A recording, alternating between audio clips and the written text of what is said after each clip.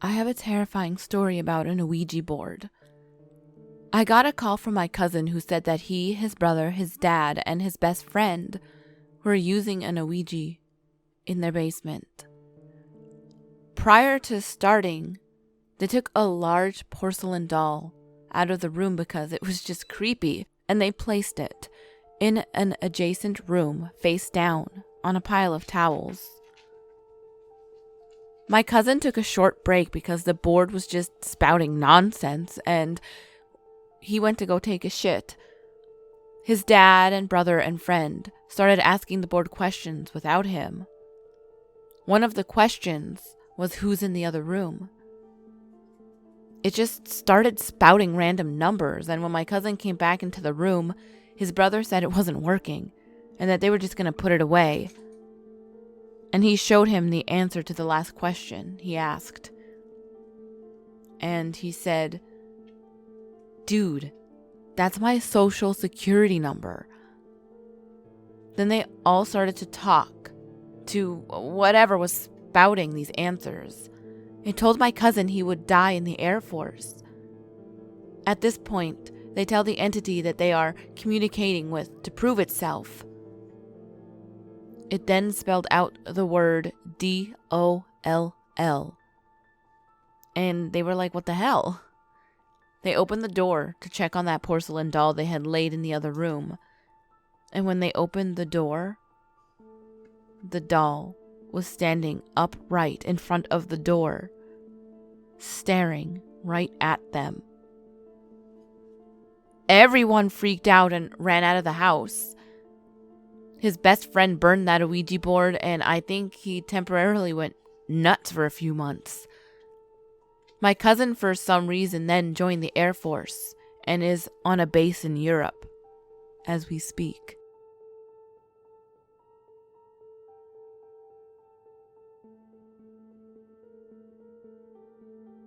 We all asked it a question that only the person asking would know the answer to. It would answer the questions. One question that somebody asked was, "What was the name of the boat I went on a cruise on when I was 6?" And it answered. We played with this thing forever.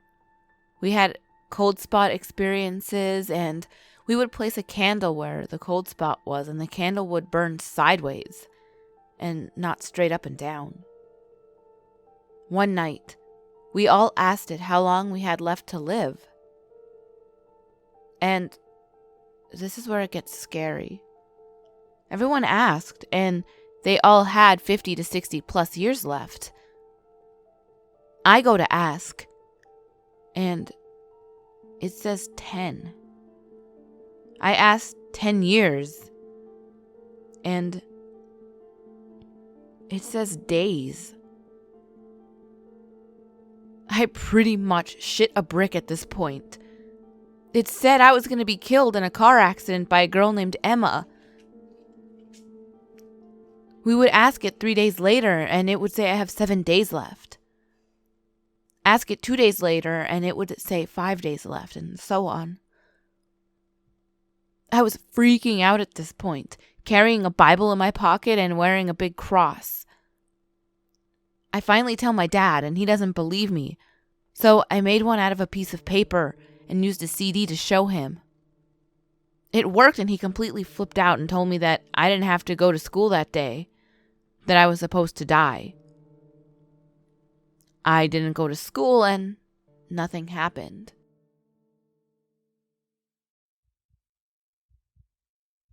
When I was about 14, my best friend had a sleepover birthday party. Being the silly little girls that we were, we decided to make an Ouija board to use. Not really knowing any of the rules, like making it say goodbye. After an hour or so, I wandered off to read some tarot cards and watch the rest of The Exorcist with the other couple of girls who didn't want to commune with the spirits. Here's where it got weird. After I left, the spirit talking to my friends changed. As in, it switched to a completely different spirit altogether. His name was Max, and he was looking for me. I have never known a Max in my life.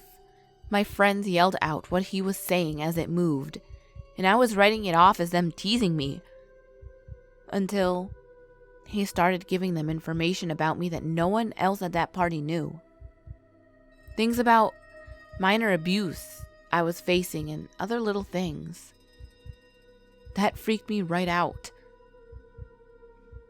I begged for them to stop playing, even after Max tried to convince me that he was not trying to hurt me.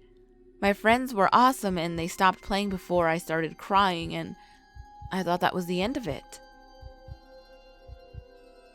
The next time a Ouija board came out was next year, and only one girl from the original party was among the group. We were baking a cake, so the buzzer went off, and she and I headed up to take it out of the oven. When I got back to the group, another girl turned to me and asked, "Who's Max?" Apparently, he stuck around after that first time. If my friends want to use an Ouija board, they don't invite me over unless they want to speak to Max.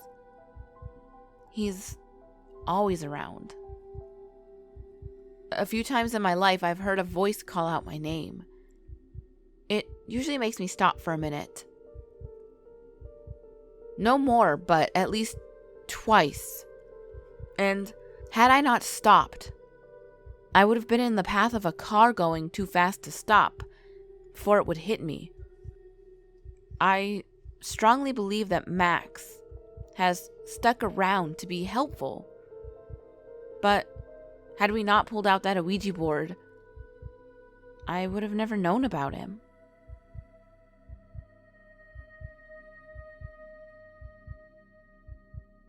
My girlfriend told me this story about an experience she had with an Ouija board while we were back in high school, sometime in 1986. She had a friend named Johnny, who was suffering from CF or some other debilitating illness, and he had been hospitalized as a result.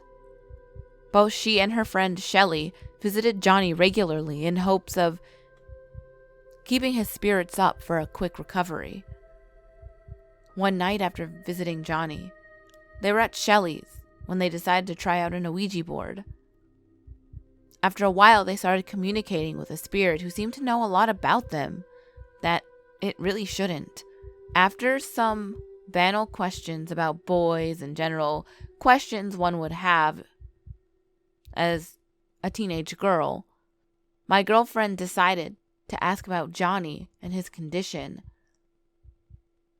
The board quickly spelled out 24 June 1987. Johnny won't have to worry anymore. And went to goodbye.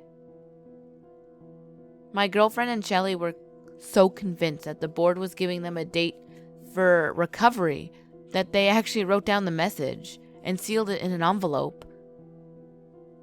The following year, June 24th, it turned out that Johnny indeed no longer needed to worry about his condition, because it was the day that he died.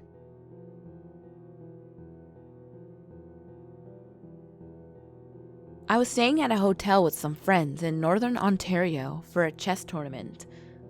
Geeky, I know, but I can't exactly remember the town. Anyway, we were looking for some thrills at night and someone busted out a board. One of those official ones that you can get at Toys R Us. We asked a few questions I can't really remember, but I never forgot when we asked it if it knew if any of us were going to die. Yeah, strange question to ask, but it spelled out a person's name that was with us at the time, and then a date that was approximately a year later. My friend died a year later from cancer in his knee. He knew about it 6 months before he died. To this day, I am still curious about this device, but damned if I'll ever touch it again. ghouls. I apologize if I sound dead. These allergies are literally killing me. My throat hurts. I can't breathe. I'm on like the most expensive allergy medicine that you could buy over the counter, and it's still like not working. So I apologize if I sound all nasally, and I'm so sorry about Friday's video. I was also disgusting. I could not, like that whole week, I could not record. It was just terrible. I recorded and like I sounded like this when I recorded, and it was disgusting. So I just deleted it. And Saturday stream, yeah, we had an internet blackout in our entire county, and I did not have internet, so I apologize. But I got this video out, so that counts for something, right? Yeah. We were planning to do like a final stream for Mike Saturday, but my internet went kaput. So I don't know if he's gonna do that anytime soon. I think he has like a new job now, so that's good. But yeah, we'll see what the future holds for us. But as always, ghouls, the last video will be on the top left. The next video will be on the bottom left. All my social medias are on the screen as well as in the description box below. And remember, there's always someone or something watching you.